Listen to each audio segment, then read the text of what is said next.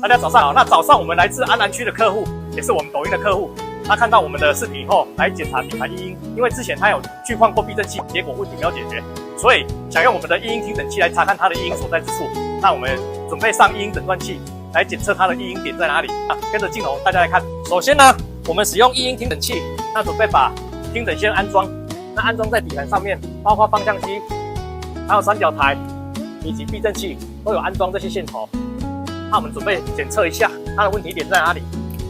我们准备启动空军1号机长模式，检测一下这一台的异音点在哪里。那我们接着跟大家一一介绍。那我们走了，我们来到路面不平的路段，那准备透过专业的仪器，底盘异音检测专用仪器检测底盘异音。那目前先测试第一阶段，那我们分成了6个部分来测试。我们开始测试，哇，超明显的。再来测试第2阶段，这个部分比较安静。第3个阶段，这个声音也很小，没有什么声音。第4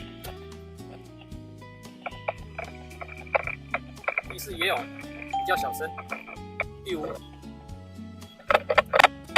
也很明显。第6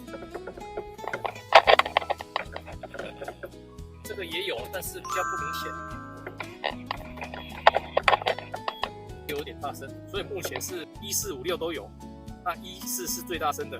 那我们回去看一下1跟4是什么问题。刚我们重新测试是1、5比较大声，刚说错，刚说成1、4。那我们1、5就针对第5再测试一次。第5个蛮大声的。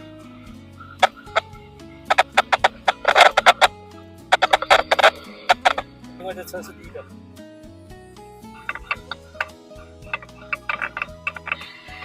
所以检测是1、5的问题，我们回去看一下颜色底盘的状况如何。好了，答案揭晓，我们看一下红色跟黄色，这是方向机跟避震器，那蓝色也有。那我们再做细部的确认。好了，经过我们详细测试以后，又分了第2、第3阶段的测试，那发现这台CR-V的它的底盘的异音来自方向机总成以及避震器总成。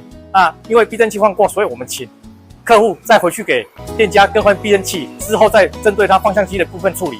那以上的叙述是我们针对整个施工的步骤以及细节，大家看了如果有不明白的地方或是想了解的地方，欢迎底下留言想了解，让米爸来告诉你。